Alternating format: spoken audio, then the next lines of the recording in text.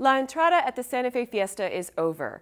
Protests by local indigenous leaders in recent years highlighted historical inaccuracies in the performance and brought simmering tension about the colonial history of Santa Fe to the surface of everyday conversations.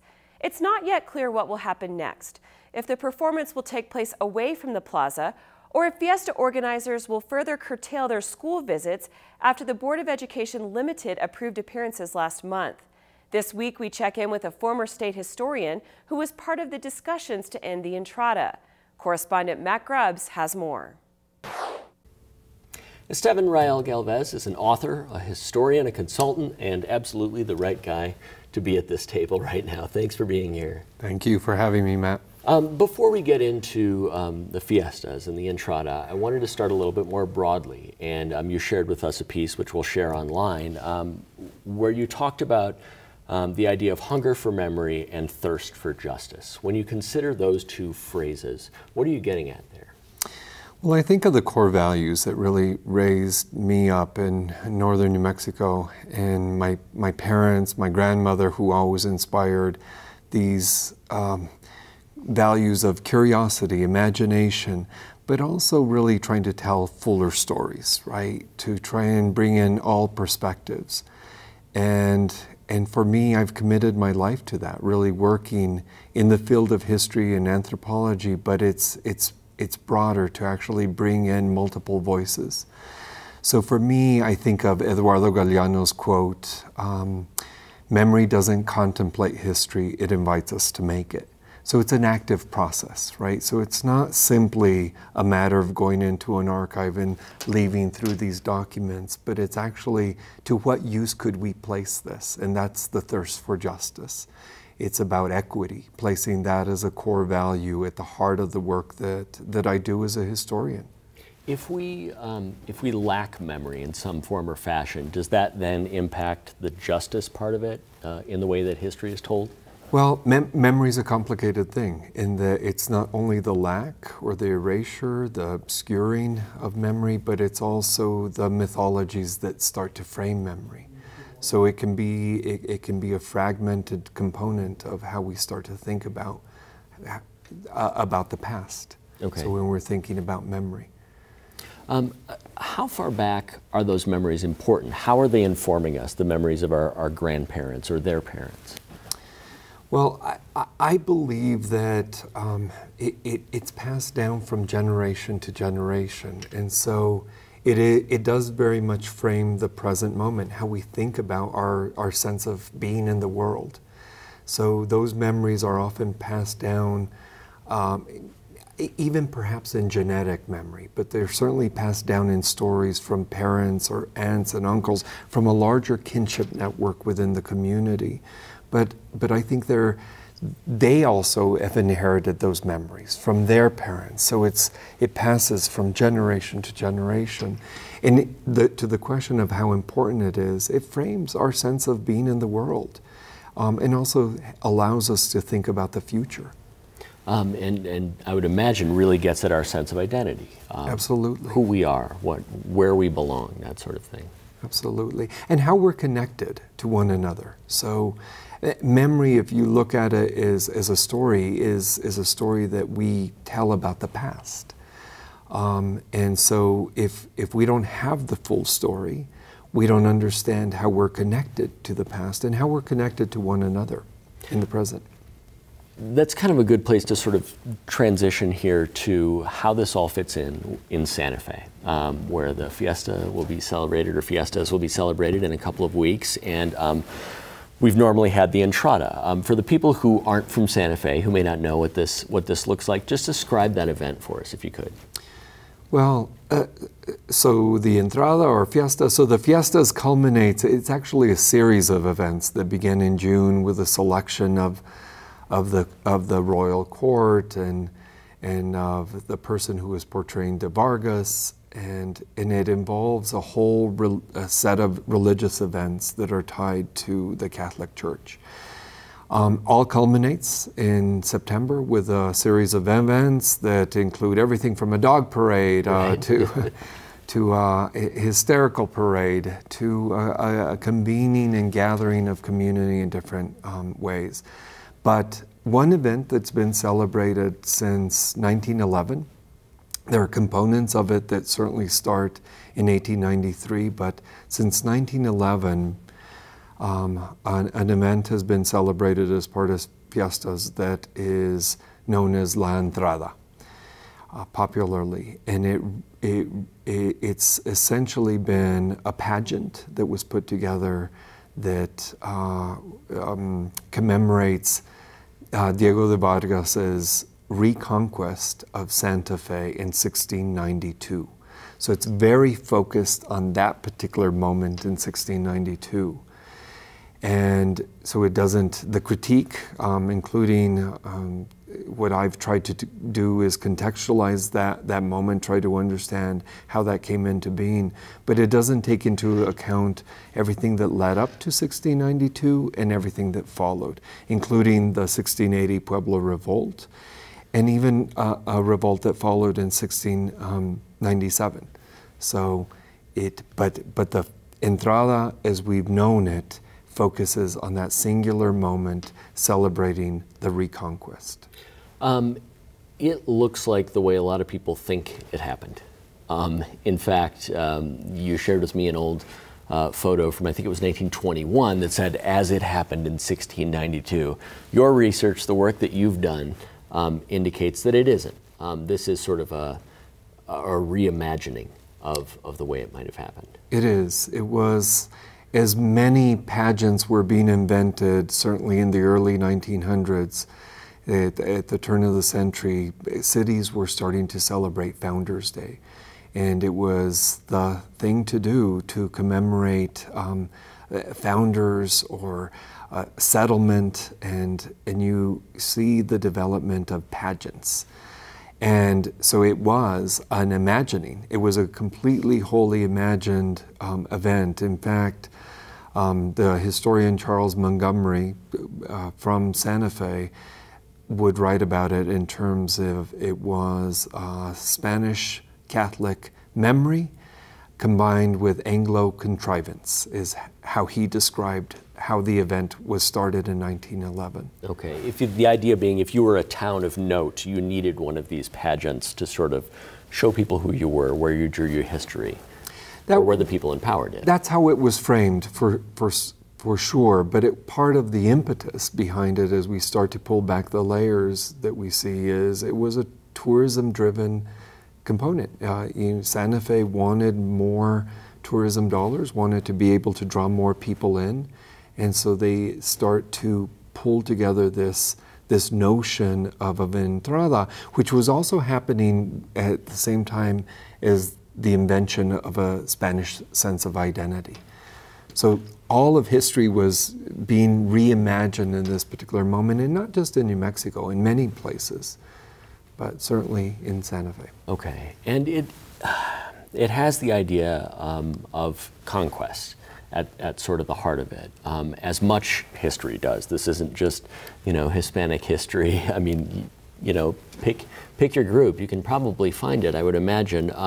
The last few years, that's really become a more pitched point of contention for the people who say that, look, this isn't the way it happened, and maybe further, this isn't how you should be celebrating it. As we sort of lead up to 2018, what do you see as being the drivers of this opposition, and for whatever reason, the reason that it gained traction? Well, so one of the things that I've been working for the past year, trying to contextualize not just this particular event, but other fiestas in New Mexico, including the Española Fiesta and other symbols of colonialism and imperialism. And as you start to look at this, it wasn't the resistance that we have seen in the past few years actually has a history as well. There was a resistance in the 1960s, 1962, if I remember, that came from the All Pueblo Council of Governors, also in the 1970s. An incredible film, Gathering Up Again, was done by Diana Reina in 1992. So there have been cycles of individuals and organizations responding to Fiesta in critical ways, saying not only we have to think about this this event more critically, not only does it have to end, but we actually have to talk about the history in more truthful ways. And so there have been a series of events that have led us to this particular moment. So 2018, we've recently learned that the Catholic Church, the Fiesta Council, the Caballeros de Vargas, who actually are responsible for the Entrada, who am I missing? The El Pueblo Council of Governments, and the city of Santa Fe, they've all gotten together and decided that the Entrada will no longer look the way it's looked and may not even happen in public anymore. Can you just briefly run down what your understanding of what that will look like this year is? Well, that's still in process. Sure.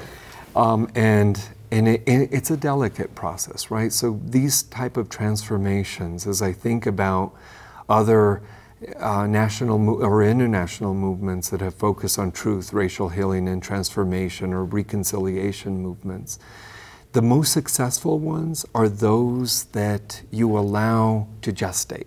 They're part of a longer process. And the same is true of this. I think that we are in such a pivotal moment right now. And I attribute that largely to the leadership of the groups that you have already mentioned. But it's in process, right? So to the direct question of what it may look like, that is still being worked on at this moment. And I really can't say, but there are others who can really speak to this in a way that I think will be revealed as we start to move forward. And it's not just about what happens in 2018.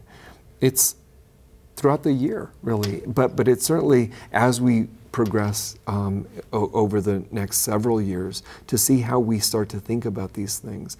I think the Entrada is just the tip of the iceberg in terms of how we start to think about these other symbols, including issues of identity, how people identify.